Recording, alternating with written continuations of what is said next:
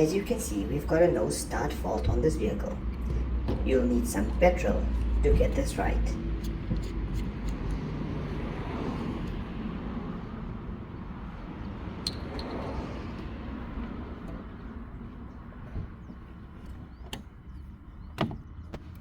Simply pour a very small amount of petrol into the air filter.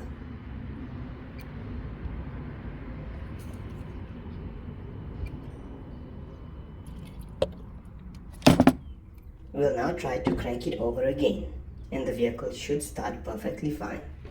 This is a very common symptom of failing diesel injectors.